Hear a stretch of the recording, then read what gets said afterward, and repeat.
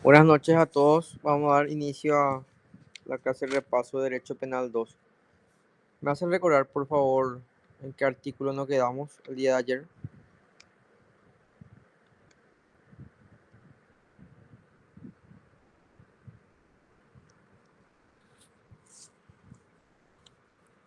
Creo que era el 157 o no es así.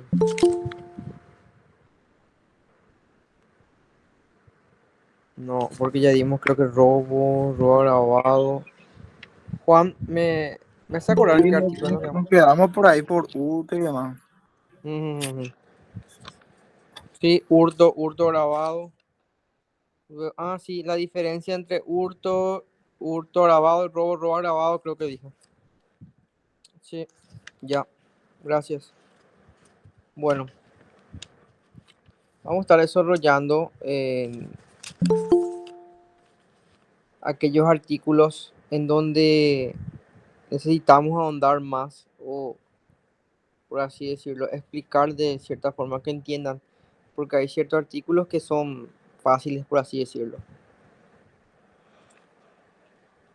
En lo que respecta a los artículos de hurto y robo, creo que quedó bien claro ayer. Le dije la diferencia, cuando había hurto, cuando había robo, cuando había hurto agravado, cuando había robo agravado. Luego vienen los otros artículos que habla el hurto seguido de violencia, el uso no autorizado de un vehículo automotor, persecución de hechos en el ámbito familiar o doméstico, persecución de hechos bagatelarios. Bueno, este artículo quiero hablar bien. El 172 habla de persecución de hechos bagatelarios. Bagatelarios. Cuando la apropiación o el hurto previsto en los artículos 160 y 161 se refiere a una cosa de valor menor a 10 jornales, la persecución penal del hecho dependerá de la instancia de la víctima, salvo que a criterio del Ministerio Público un interés público especial requiera una persecución de oficio. ¿Qué significa hechos bagatelarios? Si le preguntan.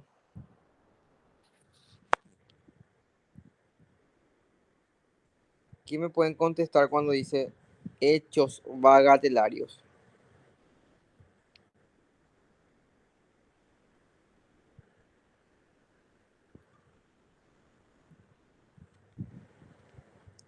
Bueno, los hechos bagatelarios son todos aquellos hechos punibles realizados en donde, en este caso, la cosa del cual se apropió tiene un valor menor a 10 jornales, ¿sí? Si es menor a 10 jornales se considera hecho bagatelario y el Ministerio Público nos da un interés, por así decirlo, de mayor amplitud al hecho. Alteración de datos. El que lesionando el derecho de disposición de otro sobre datos los borrara, suprimiera, inutilizara o cambiara, será castigado con pena privativa de libertad de hasta 2 años o con multa. En estos casos será castigado también la tentativa. Como datos, en el sentido del inciso 1, se entenderán, en este caso, solo aquellos que sean almacenados o se transmitan electrónica o magnéticamente, o en otra forma no inmediatamente visible. Un caso de alteración de datos. A ver, el artículo refiere claramente en donde expresa que el que lesionando el derecho de disposición de otro sobre datos los borrara, suprimiera, inutilizara o cambiara, será castigado con pena privativa de libertad hasta 2 años. A ver, si fulanito de tal tiene acceso a los datos del alumno fulano de tal, lo que respecta a, por así decirlo, sus datos informáticos dentro de la Facultad de Derecho y a propósito borra o suprime o inclusive altera sus datos. Va a incurrir en alteración de datos o acceso indebido a sistemas informáticos, que es el 174B.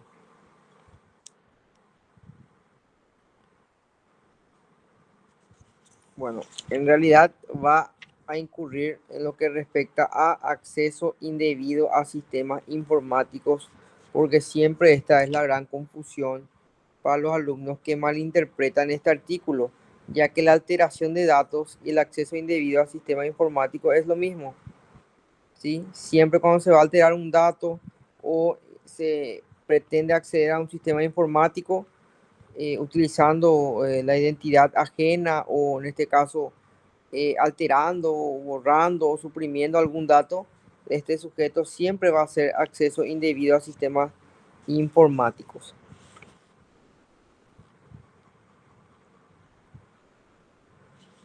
Siguiente artículo.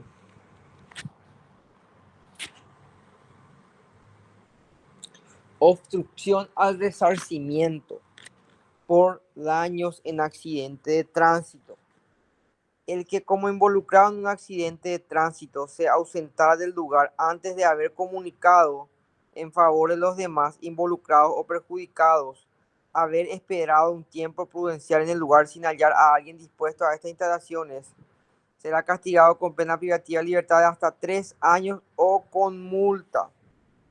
¿Sí? La misma pena se aplicará cuando luego del tiempo de espera señalado en el numeral 2 del inciso anterior o en forma justificada o no reprochable el involucrado se haya ausentado del lugar y no haya posibilitado posteriormente en tiempo oportuno las constataciones indicadas en el inciso anterior. El deber de posibilitar posteriormente las constataciones será cumplido cuando el involucrado: en primer término, haya comunicado a los afectados a un puesto policial cercano al haber estado involucrado en el accidente, su dirección, paradero, los datos de este. Las exigencias del inciso 3 no se tendrán por satisfechas cuando el autor mediante su conducta haya intencionalmente frustrado las constataciones. Bueno, en este sentido, la gran incógnita es si la persona se hallaba o no se hallaba, en este caso, involucrado en el accidente de tránsito. Siempre se va a entender como involucrado a esa persona cuya conducta según las circunstancias pudo haber influido en la causa del accidente. ¿Sí? Por ejemplo,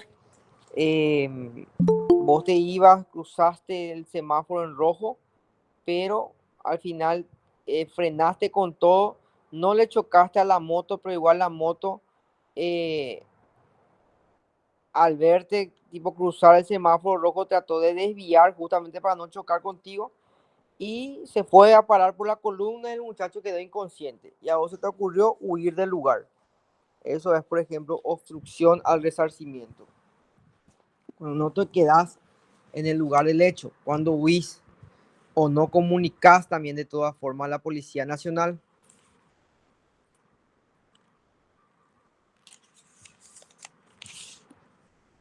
A ver, otro artículo. Conducta conducente a la quiebra. Este también es un artículo muy ambiguo, donde siempre malinterpretan a la hora de poder explicar. Cuando refiere en este caso a la conducta conducente a la quiebra, en donde el hecho punible siempre se va a fundar o se va a ampliar en cuanto a una empresa con una base de capital claramente insuficiente según las exigencias de una administración económica prudente y teniendo en cuenta especialmente las finalidades de la empresa y los medios necesarios para el logro de ella, adquiriera a crédito mercancías o valores y vendiera, removiera o cediera a estos mismos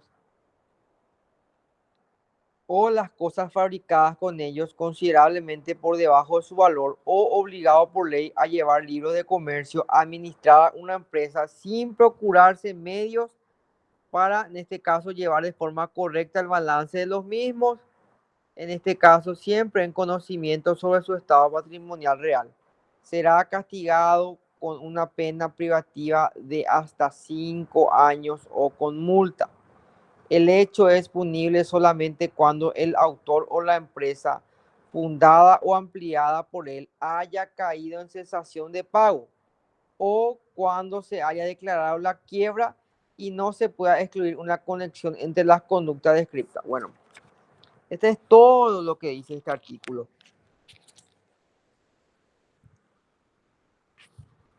En cuanto a sus requisitos legales, pero ¿cuál es la premisa principal o cuál es lo que tenemos que tener en cuenta en lo que respecta a este hecho punible para que esa persona pueda ser imputada por el artículo 178, que es conducta conducente a la quiebra?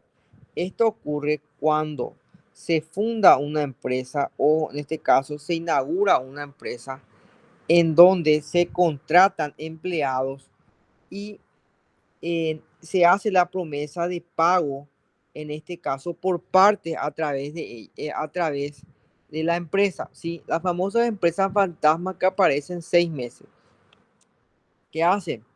Se contratan 30, 40 empleados y les dice que hay un capital fijo, que se va a usar primeramente el capital para invertir y que al comienzo van a estar pagando menos del sueldo mínimo, pero que dentro de los 6 meses van a cobrar inclusive el triple si se quedan en la empresa.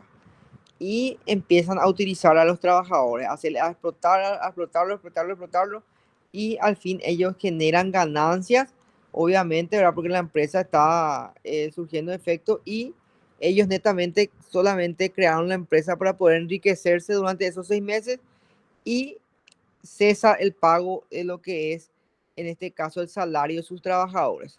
Entonces, antes de que ellos demanden a la empresa, esta empresa se declara en quiebra y dice que ya no tiene activos para poder pagar, en este caso, a los trabajadores. Entonces, cuando ocurre eso, cuando una empresa se funda con el afán de poder, en este caso, desde un comienzo, realizar esta conducta de poder no pagarle a sus trabajadores, declarándose en quiebra, en donde dice que sus activos ya no, ya no están a la vista para poder pagar, y se incurre en este hecho punible solamente cuando cesa el pago, ¿sí?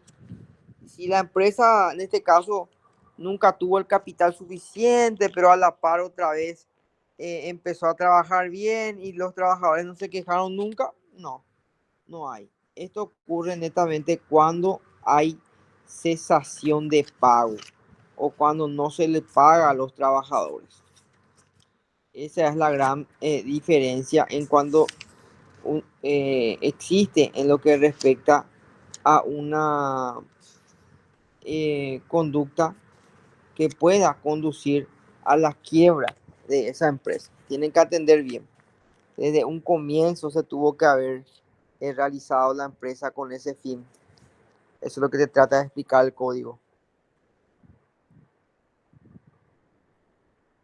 Por eso te dice en su numeral 2, inciso 1, el hecho es punible solamente cuando el autor o la empresa fundada o ampliada por él haya caído en cesación de pago o cuando se haya declarado la quiebra.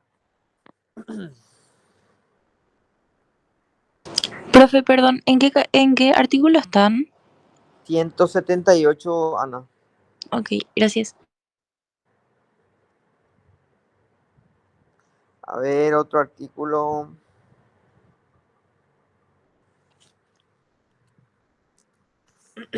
Estamos diciendo los artículos más importantes para poder terminar la clase de repaso en las siguientes clases ya, porque creo que en este caso falta mucho todavía. Entonces vamos a ir apurando, como se dice. Este también es un artículo muy ambiguo, el 181. Violación del deber de llevar libros de comercio. Violación del deber de llevar libros de comercio. El que omitiera llevar los libros de comercio a que la ley le obliga, o los llevara o alterara de tal manera que esto dificulte conocer su real estado patrimonial antes del término del plazo legal para la guarda removiera, ocultara, destruyera o dañara libros u otros papeles de comercio que la ley le obliga a llevar o guardar. En este caso será castigado con una pena privativa de libertad de hasta 5 años. Siempre una empresa, una SA o una SRL o inclusive, atiendan bien, o inclusive una empresa unipersonal tiene que tener su libro de balance porque la ley laboral lo establece así. Cuando esta persona altera esos libros de comercio que tienen donde prácticamente eh, no destruye, sino que borra o en términos vulgares, como se dice, maquilla las ganancias que está recibiendo y no concuerdan con el estilo de vida que lleva esta persona y en donde existe una demanda de por medio en donde se le pide los libros de comercio y esta persona no acerca o se ve bien que alteró o se ve bien también que evitó, por ejemplo, poner ciertos requisitos que la ley laboral lo advierte que debe de hacerlo, está incurriendo en violación del deber de llevar libros de comercio.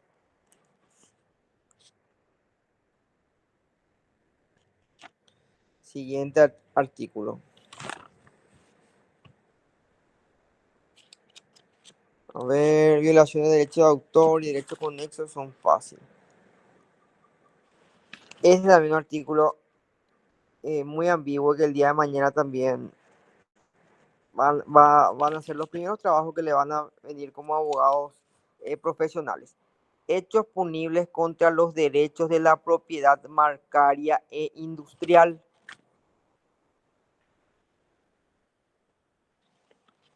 Dice el artículo 184 de la violación de los derechos de marca. El que falsifique, adultere o imite fraudulentamente una marca registrada de los mismos productos o servicios protegidos o similares, tenga en depósito, ponga en venta, venda o se preste a vender o hacer circular productos o servicios con marca falsificada, adulterada o fraudulentamente imitada, será castigado con pena privativa de libertad de hasta 5 años, dice. Estos son los famosos comercios donde venden, en este caso, marcas que no están habilitadas para la venta. Por ejemplo, Apple, ¿sí? Venden carcasas de Apple, venden baterías supuestamente originales de Apple, cargadores, ¿sí? Todo eso, si es que vos no tenés una autorización legal de esta marca o la empresa, estás incurriendo en violación de los derechos de marca. Lo mismo también pasa con algunas tiendas deportivas que no tienen la autorización de vender, por ejemplo, a Nike o Adidas o otras marcas que están registradas internacionalmente inclusive. Entonces, si es que vos no tenés la autorización legal para poder vender esas marcas ya registradas a nivel nacional e internacional, estás incurriendo en violación de los derechos de marca.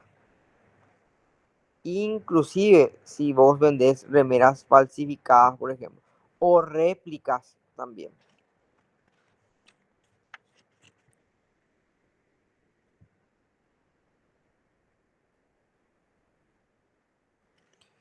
Es también un artículo muy ambiguo. Extorsión.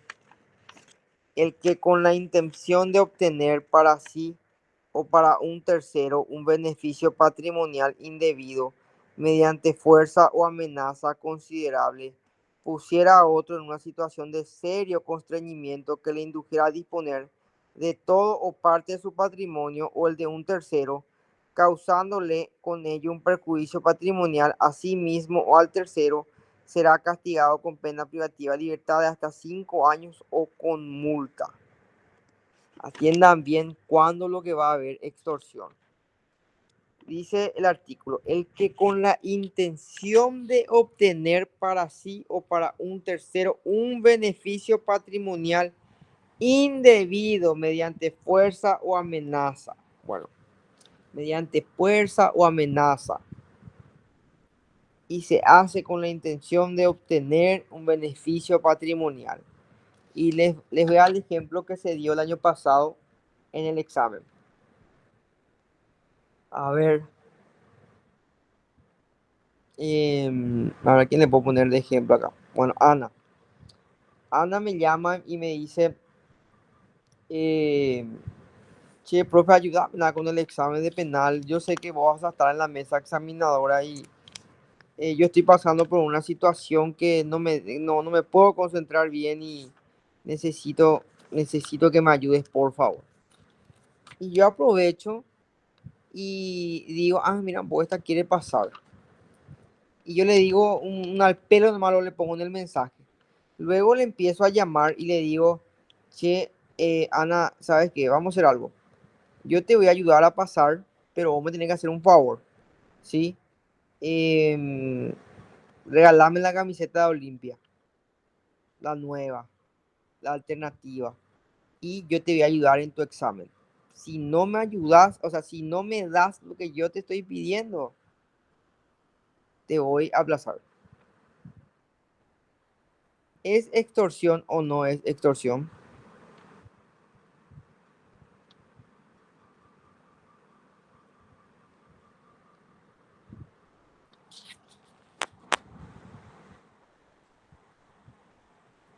Hoy parece que están muy calladitos. Nadie participa en la clase. ¿Es o no es extorsión?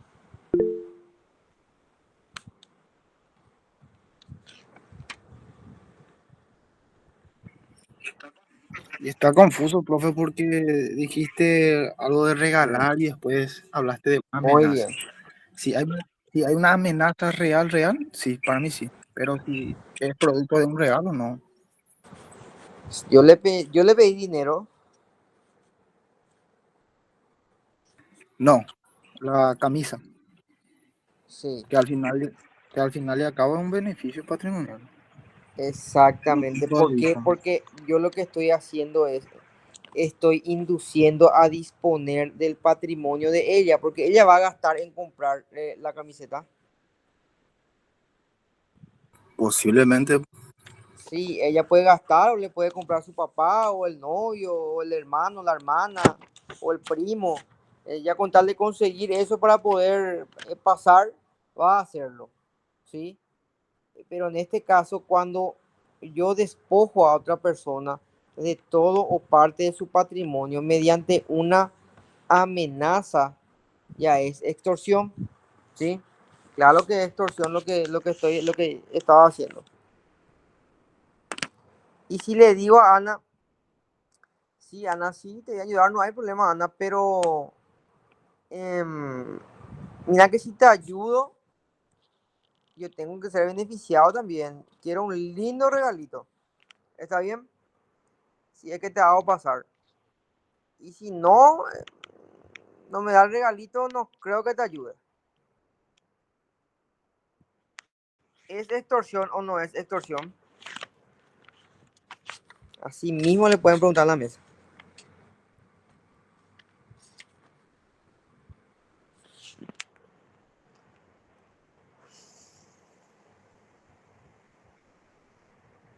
¿Sí o no? y si el pedido se acompañó con una amenaza, sí, profe. ¿Por qué me viene en mente mezclar con la palabra chantaje eso? Con la palabra, no te escuché bien. Chantaje. Chantaje. Y el chantaje, por ejemplo, no está estipulado en el Código Penal como un hecho punible así. Pero para eso está o sea, para eso el código refiere a la extorsión. Atiendan bien lo que yo le dije a Ana.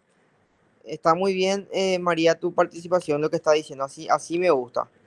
Yo le estoy diciendo a Ana, le digo, sí, Ana, te voy a ayudar, pero yo también quiero algo a cambio, tipo un lindo regalito, ¿está bien? Si es que puedes nomás. Y tipo, si no hay regalito, no creo que te ayude y no creo que pueda pasar.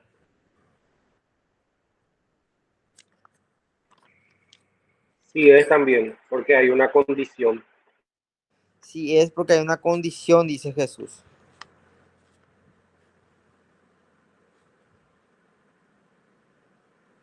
Yo le estoy poniendo a Ana en una situación de constreñimiento.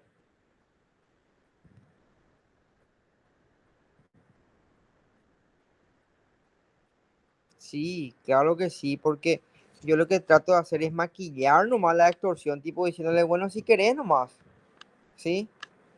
Es lo mismo que yo sea funcionario público y viene Jesús y me dice, che, doctor, ayúdame a que salga mi resolución ya, demasiado estamos esperando. Y yo le digo, y Jesús, mira, te vamos a ayudar, mi amigo, pero acercando un regalito por acá y, ¿sabes? Luego, si hay regalito, pues, hay ayuda y si no hay regalito, no creo que te salga rápido. Eso es una forma de extorsión también. ¿Por qué? Porque yo le estoy poniendo en un serio constreñimiento a él. Yo le estoy diciendo, o me regalás o no te ayudo. Y si no me regalás, no te voy a ayudar. ¿Se entiende? Es una forma de maquillar nomás la extorsión, pero sí es extorsión siempre cuando vos le condicionás a esa persona o le pones en una situación de constreñimiento. ¿Se entiende?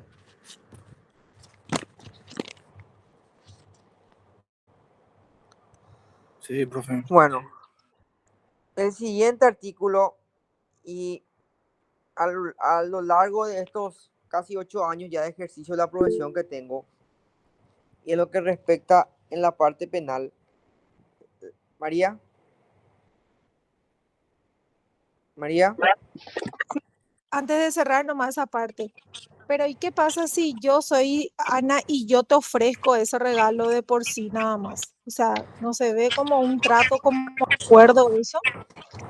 tipo vos venís directamente, mira, profe, acá te tengo un regalito, ayúdame, ¿no? Así. Bueno, yo te diría, te pondría nomás sobre la mesa y te diría para que me ayudes. No, y por eso, tipo, vení nomás ya, tipo, qué sé yo, ve vos en mis redes sociales que soy un olimpista fanático y me traes, profe, mira, te traes un regalito, ayúdame, ¿no? A eso es lo que querés, ¿verdad? Claro, o sea, y sí, No, jamás, no hay extorsión ahí. No hay, ni por parte tuya ni por parte mía.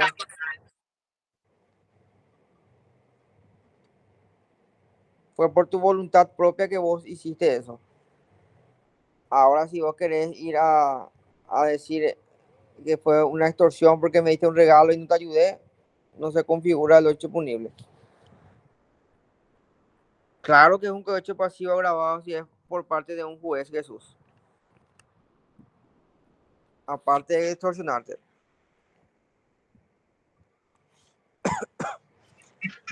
comprendo, profe, gracias.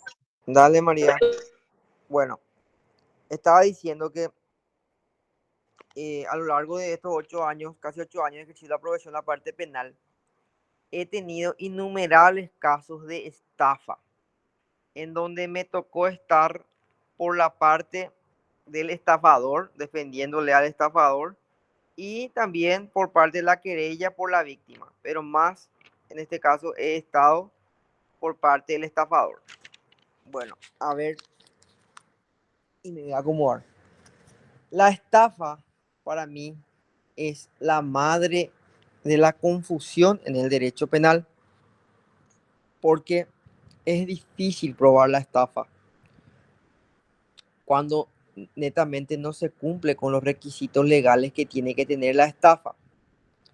Por ejemplo, vamos a leer lo que respecta al artículo 187, que habla sobre la estafa, en donde dice: el que con la intención de obtener para sí o para un tercero un beneficio patrimonial indebido y mediante declaración falsa sobre un hecho, produjera en otro un error que le indujera a disponer de todo o parte de su patrimonio o el de un tercero a quien represente y con ello causara un perjuicio patrimonial para sí mismo o para éste, será castigado con pena privativa de libertad de hasta 5 años.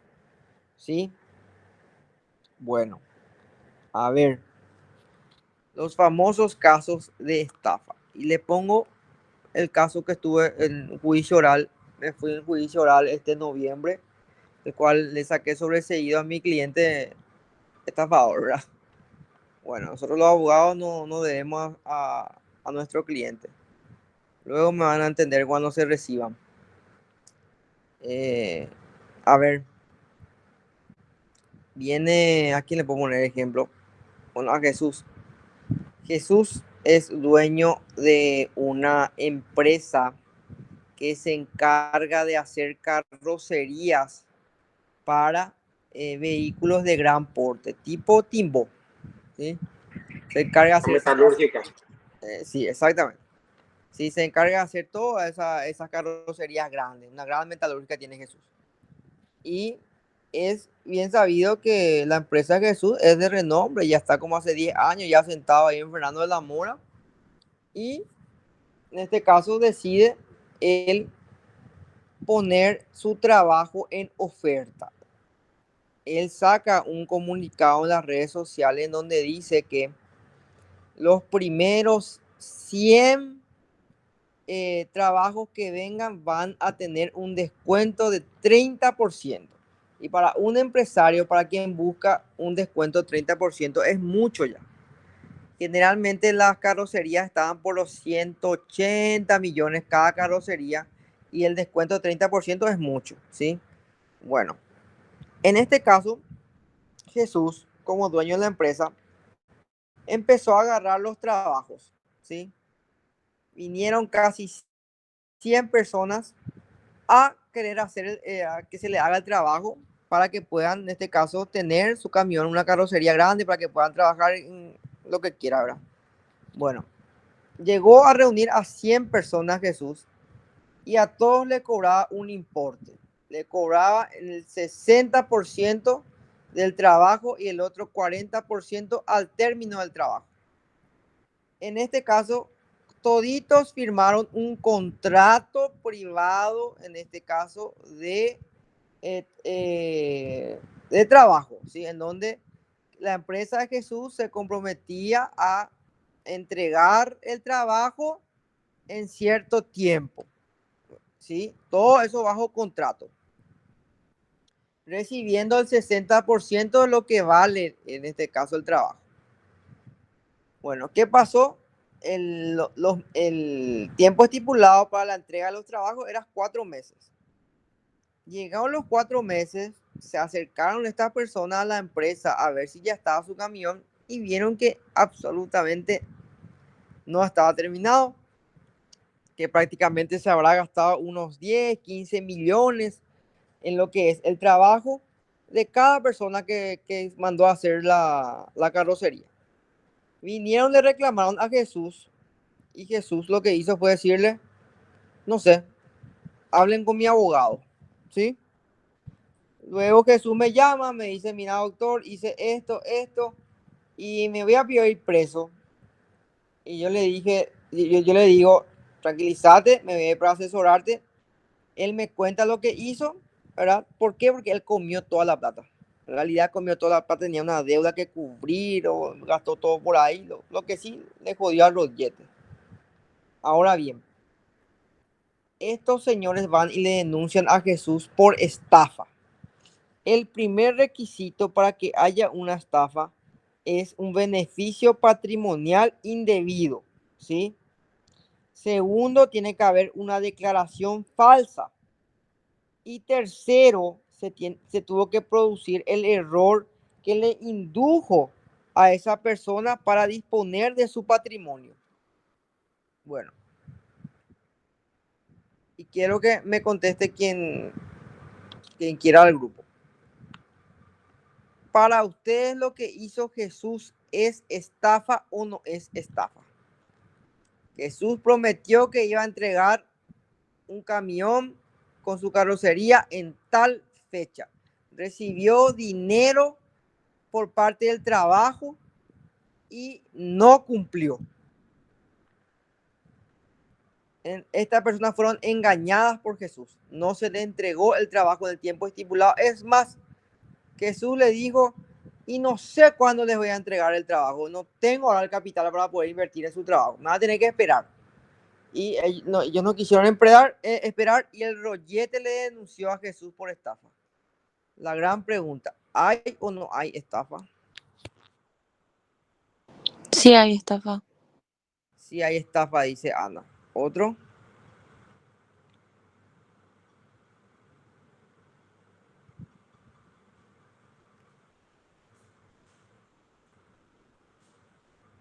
¿Qué opinás vos, Juan? Y para mí, no, profesor, importaría mucho el argumento que da la persona, porque podría darse también el supuesto de que esa persona no pudo cumplir su obligación por A o B por algún motivo. Y más o menos entiendo que en la parte civil, eh, digamos, cuando una persona por un factor determinado no cumple su obligación, la ley le ampara. Y creo que más que nada este tema se dirime en la parte civil inicialmente.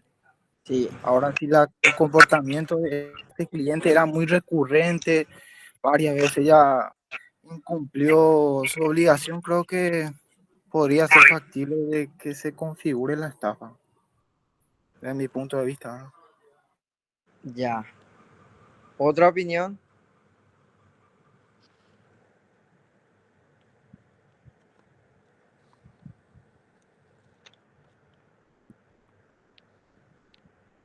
¿Otra opinión?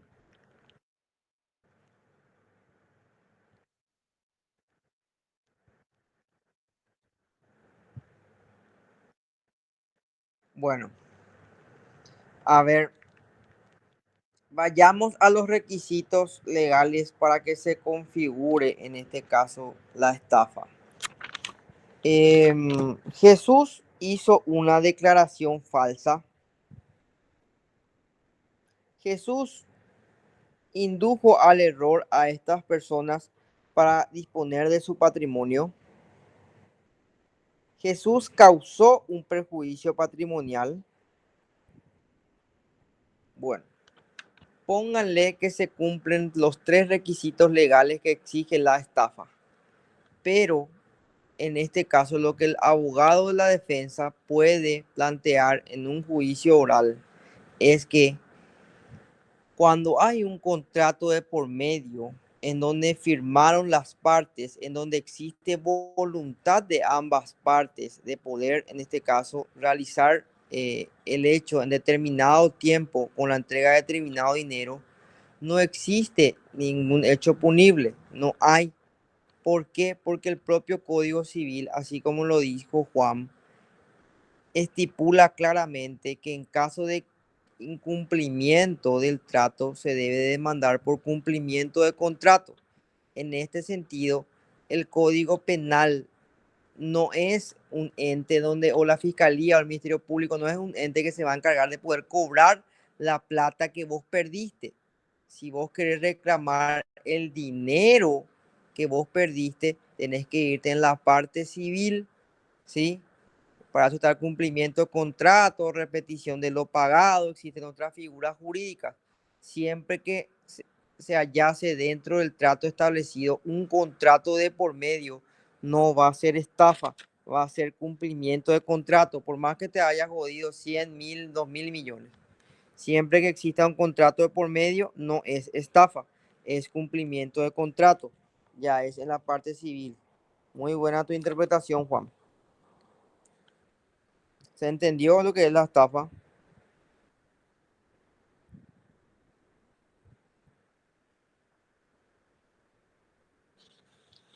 Ver. Profe, ¿te puedo hacer una consulta? Sí, Betania, claro que sí.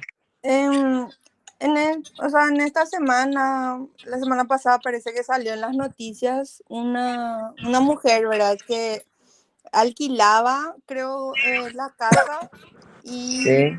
ella después, o sea, le alquilaba la misma, o sea, la misma casa a varias personas. Que después se fueron, creo que a encontrar que todos fueron estafados, vamos a decirle. Mm. Y o sea, en el noticiero salió estafadora, no sé qué. Pero como dijiste, le habrá hecho firmar un contrato. Y si hubo un contrato de por medio donde establecía que iba a entregar la casa en tal día y no lo hizo y ellos consintieron eso por voluntad propia y el contrato era con una certificación de firma, era avalado por el escribano, no hay estafa. Te jodiste. Sí, En simples palabras. sí. Gracias, profesor, por la aclaración. Dale, Betania. A ver. Lesión de confianza, artículo 192. El que en base a una ley, a una resolución administrativa o a un contrato haya asumido la obligación de proteger a un interés patrimonial relevante para un tercero y causara o no, evitara dentro del ámbito de protección que le fue confiado un perjuicio patrimonial, será castigado con pena privativa de libertad hasta 5 años o con multa. En los casos especialmente graves, la pena privativa de libertad podría ser aumentada hasta 10 años. Bueno, cuando hay lesión de confianza, famoso viene y te dice, che, doctor, vos sabes que yo le presté a mi prima 50 palos y le hice firmar pagaré, doctor, y vos sabes que hasta ahora no me paga, yo le quiero anunciar en la fiscalía por lesión de confianza.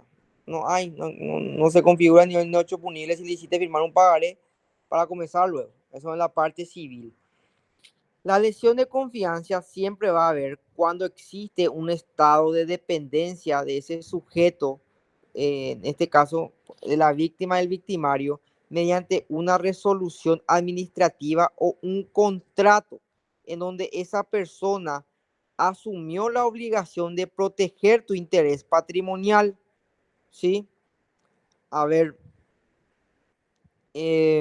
podría ser, por ejemplo, el gerente de un banco, podría ser inclusive también el director de Fonacide o el director de una entidad pública en donde hizo o en este caso no protegió los intereses que pudieran corresponder a esas personas o causó un daño irreversible al patrimonio de varias personas. Eso sí es lesión de confianza. ¿Por qué? Porque está establecido mediante una resolución administrativa que él es el encargado de eso. O aparte de una resolución administrativa también puede haber un contrato de por medio, ¿sí? Lo mismo, por ejemplo, si es que yo le contrato a Juan como mi asistente dentro del estudio jurídico y donde le confío a él, en donde en el contrato se establece claramente que le confiaré a él documentos importantes de varios casos donde él se encargará de poder gestionar ciertos casos y también ganar suma de dinero. ¿Y qué es lo que hizo Juan? No protegió mis intereses y empezó a negociar mis juicios o empezó a perder documentos míos.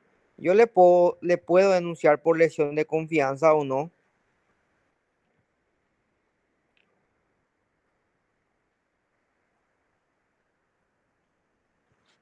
¿Sí o no?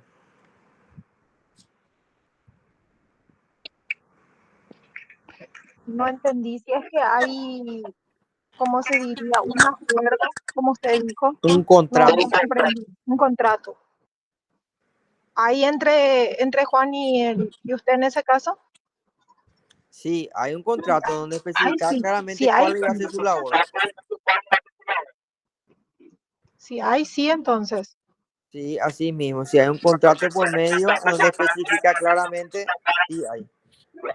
Y, profe, y si llevamos al caso de las cooperativas, Sí, supongamos como en el caso de esta señora en Medalla Milagrosa hace sí, poquito, ella tenía depositado unos 10 millones en su caja de ahorro sí. y recibió una llamada y ella le preguntaron solamente el correo electrónico.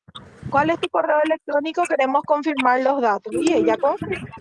Y ahí, eso sí es lesión.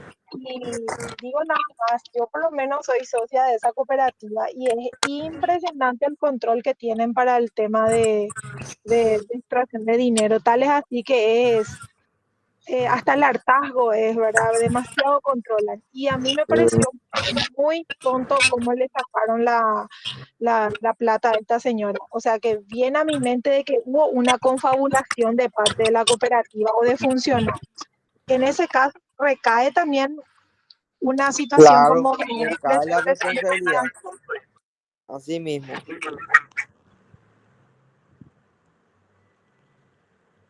Hay O sea, lesión que de ella control. podría accionar contra quién, contra toda la entidad o contra el gerente de la cooperativa. Contra el gerente, contra el presidente mismo también.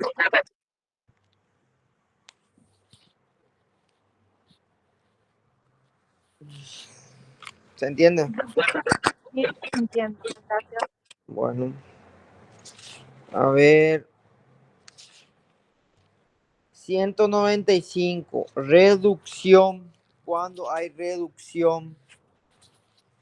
El que con la intención de obtener para sí o para otro un beneficio patrimonial indebido recibiera la posesión de una cosa obtenida mediante un hecho antijurídico contra el patrimonio ajeno, la proporcionar a un tercero, lograra su traspaso de otro a un tercero, ayudar en ello, será castigado con pena privativa de libertad de hasta 5 años o con multa.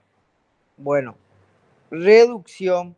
Este es el famoso Chespirito que te viene a ofrecer la plantera, te viene a ofrecer un celular, te viene a ofrecer cualquier cosa de valor por un menor precio. Y vos sabes bien que es robado, sabes bien en este caso que habrá conseguido de cualquier otra parte y vos lo mismo aceptás.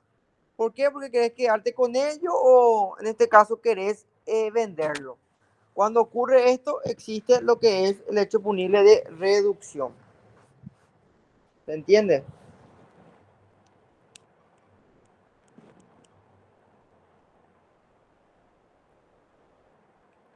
A ver, lavado de activos.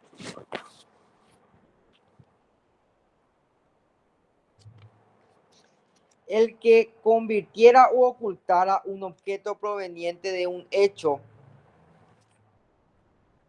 antijurídico o respecto de tal objeto disimulara su procedencia, frustrara o peligrara el conocimiento de su procedencia o ubicación, su hallazgo, su comiso especial o su secuestro, será castigado con pena privativa de libertad hasta 5 años o con multa.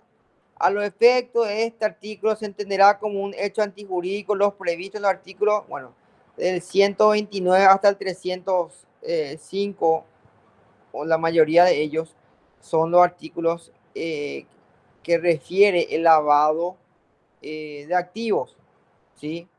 Por ejemplo, el mismo violación del derecho de autor y derecho de conexo y demás.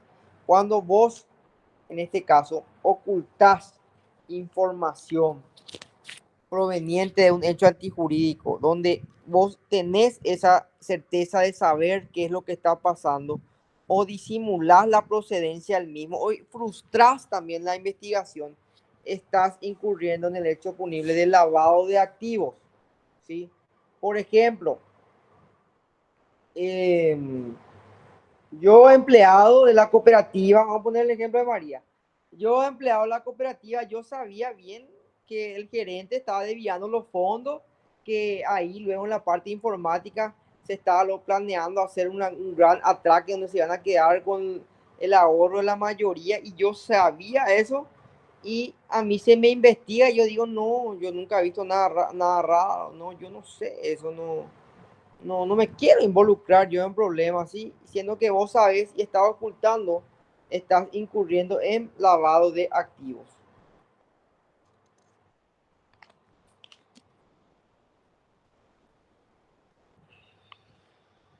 Luego los siguientes artículos habla ya sobre la naturaleza, los hechos punibles contra las bases naturales de la vida humana, ensuciamiento y alteración de aguas, maltrato de suelos, procesamiento ilícito de desechos, perjuicio a reservas naturales. Esos son todos fáciles, pueden leer nomás, no hay mucha diferencia entre ellos. Porque habla netamente de aquel que daña una reserva natural, un parque nacional o otra zona de igual protección, ¿sí? No es muy difícil de entender estos artículos. Luego los otros ya habla también el artículo 203 sobre los hechos punibles contra la seguridad de las personas frente a riesgos colectivos. Por ejemplo, aquel que causa un incendio, o aquel que imprudentemente o inclusive a sabiendas ocasiona la fuga de gases tóxicos o el lanzamiento de venenos o otras sustancias tóxicas. Y les pongo el ejemplo común de ahorita, ¿sí? Ahora lo que está pasando. No sé si vieron la noticia, esto que empleados de Ochi que fueron intoxicados y están siendo internados ahora mismo, inclusive intubados y que algunos. Y salió un comunicado a nivel nacional, y esto va para los que vienen acá en la zona de San Lorenzo, que a 500 metros la redonda y zona de la ciclovía de San Lorenzo se prohíba el acercamiento de personas porque es mucho daño que puede ocasionar la fuga del amoníaco. No sé si vieron eso en la noticia. Recién nomás pasó. Bueno, me llama uno de los familiares de uno de los empleados antes de comenzar la clase.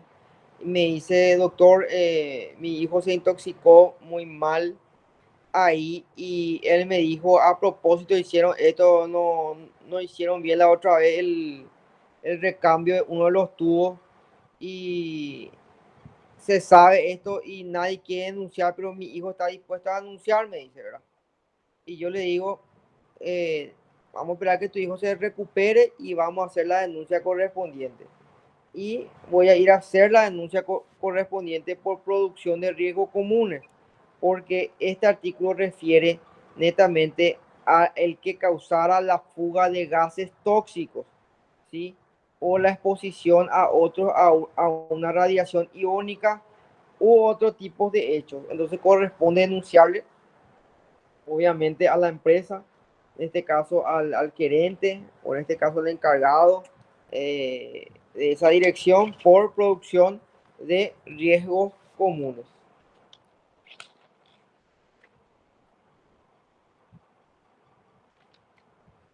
A ver, otro artículo muy ambiguo.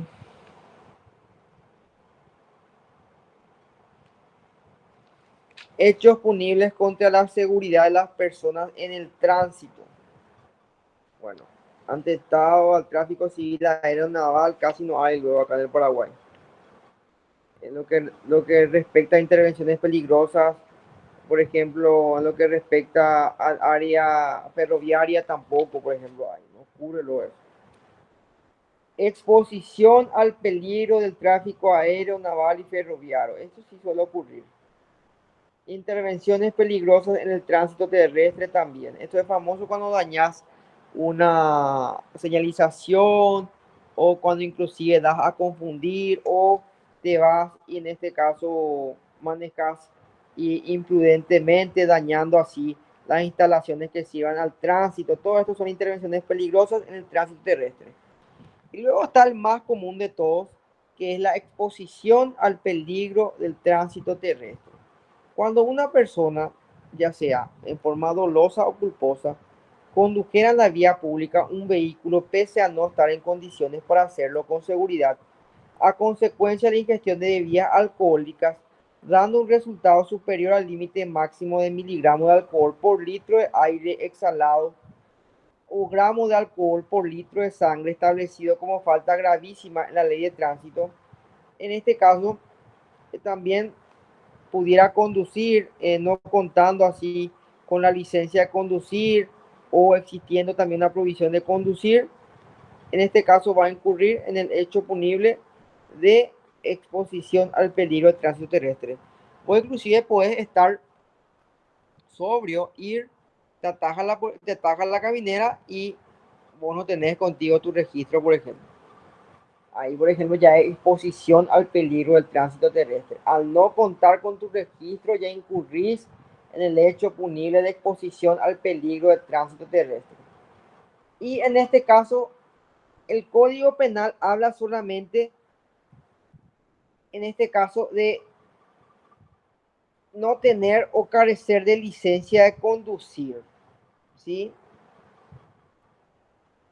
Y si no cuento con habilitación, ¿qué pasa? Me ataja la caminera, cuento en este caso con mi registro, pero no con mi habilitación.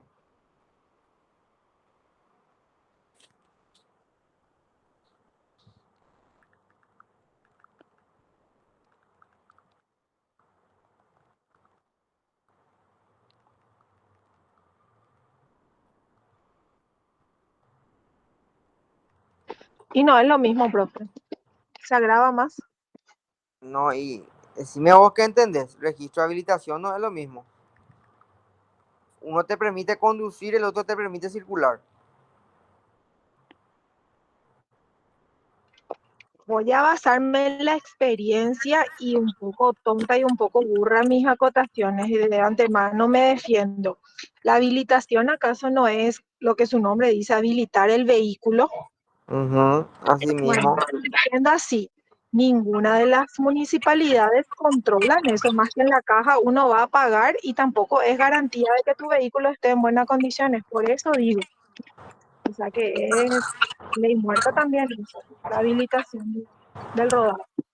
Claro, en este caso el rodado, la habilitación es lo que justamente como dice tu nombre te autoriza a poder, en este caso, circular por la vía pública. Vos al no contar con una habilitación no tenés la autorización para poder circular ese vehículo, por ende también estás incurriendo en exposición al peligro del tránsito terrestre.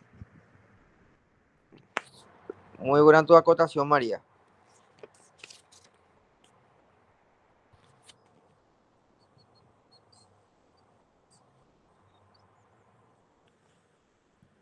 A ver.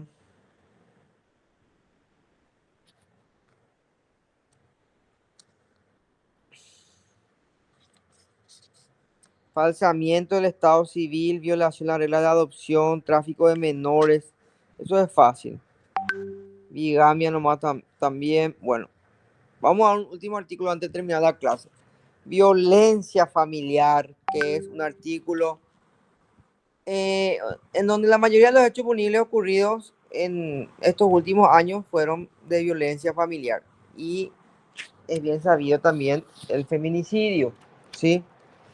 Dice el artículo 229, violencia familiar. El que aprovechándose del ámbito familiar o de convivencia ejerciera violencia física o psíquica sobre otro con quien convive o no, será castigado con pena privativa de libertad de 1 a 6 años. Cuando el hecho de violencia provocara los resultados de la lesión grave, se aplicará la sanción prevista en el artículo 112. Bueno, violencia familiar. Si, a ver, si fulanito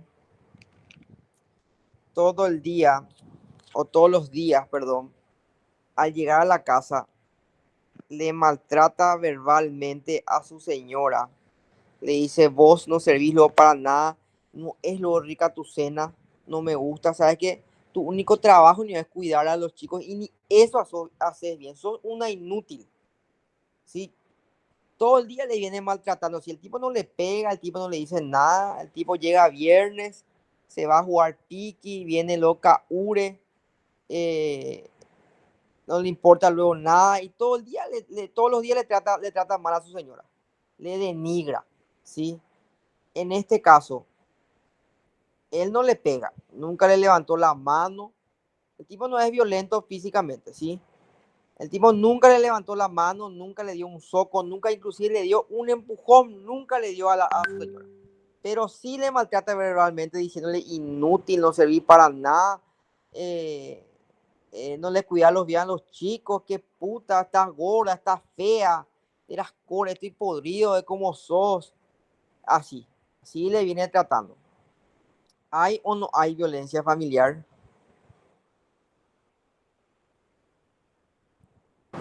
Para mí sí hay violencia familiar, aunque sea violencia psicológica prácticamente. Sí, dice Ana. Otra respuesta.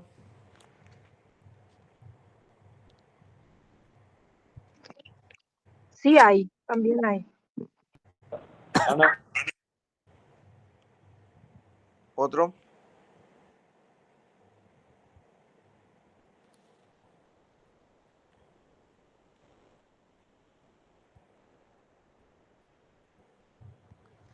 Bueno, siempre y cuando exista una violencia psicológica, hay violencia familiar, ¿sí? Si se va a denuncia en el Ministerio Público y le hacen, en este caso, una atención psicológica, se va a dictaminar de que ella sufre, en este caso, de una violencia psicológica. Se le puede imputar al tipo y se puede ir preso. Bueno, ahora valga la acotación para que sepan y también ahonden su conocimiento. Vamos a establecer bien la diferencia entre violencia doméstica y violencia familiar y qué es lo que se hace en la violencia doméstica y en la violencia familiar, que son dos cosas muy diferentes y que al menos, ¿verdad? A mi parecer, está muy mediatizado lo que es, en este caso, la violencia doméstica como la violencia familiar en en ciertos casos nomás. Cuando un cliente se te acerca y te dice, doctor, porque generalmente es mujer, doctor, yo ya no le aguanto a mi marido, ¿sí? Ya no le soporto, no le puedo más ver en mi casa. Yo tengo hijos menores, yo trabajo también, o al menos intento trabajar porque no puedo salir mucho de mi casa, pero estoy cansado ya de mi marido, doctor. Todo el día me maltrata, me dice gorda, me dice fea, me dice burra, me dice puta, me dice todo, me denigra todos los días, doctor. Yo ya no aguanto más esta vida, me dice ella. Y me pregunta, ¿qué podemos hacer al respecto? Y vos le decís, bueno, ¿qué querés vos? Vos le querés enviar. Apaga tu micrófono, quien sea que está abierto, por favor. ¿Vos le querés enviar preso o querés sacarle de tu casa? Y cuando el cliente te dice, doctor, yo no le quiero perjudicar, o sea, no le quiero ver preso, aunque se merece, yo le quiero sacar nomás la casa, se puede, vio. Y al haber hijos menores, por más de que la casa esté a nombre del tipo, no le permite en este caso que la mamá de sus hijos salga a la casa. Pero ella sí le puede denunciar por violencia doméstica en el juzgado de paz. Si su intención es sacarle nomás de la casa, se hace una denuncia formal por violencia doméstica en el juzgado de paz, en donde se solicita una orden de exclusión del hogar y por ende una orden de alejamiento por más de 500 metros a la redonda. Eso es si no querés enviarle preso al tipo. Ahora bien, si el cliente te dice, doctor, ¿sabes qué? Yo quiero enviarle preso a este hijo de puta porque muchos años la aguanté y ya no le soporto más. Y merece estar porque perdí mi vida por él, por todos estos años. Y yo quiero salir adelante, yo voy a trabajar, voy a hacer lo imposible por mis hijos. Entonces nos vamos y denunciamos en el Ministerio Público por violencia familiar. Ahí sí que se le va a imputar y se va a ir preso. Pero guay si la señora dice otra vez, doctor, yo quería asustarle nomás, yo no quiero que se vaya preso otra vez, ¿qué podemos hacer? Y ahí le cobraba otra vez por ir a la fiscalía, porque se retracte, porque firme un acuerdo de conciliatorio y en este caso desistimiento de acción. Entonces, esa es la diferencia entre violencia doméstica y violencia familiar, ¿sí? Uno es para excluirle la casa o sacar una prohibición, en este caso de acercamiento. Y el otro ya es para que se inicie un proceso por violencia familiar en el Ministerio Público, no se puede ir preso. Esa es la gran diferencia entre la violencia doméstica y la violencia familiar. ¿Se entiende?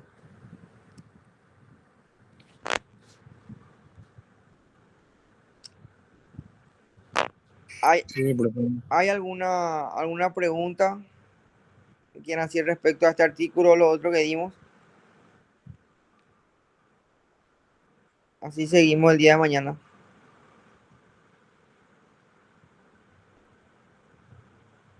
¿Estamos bien hasta acá?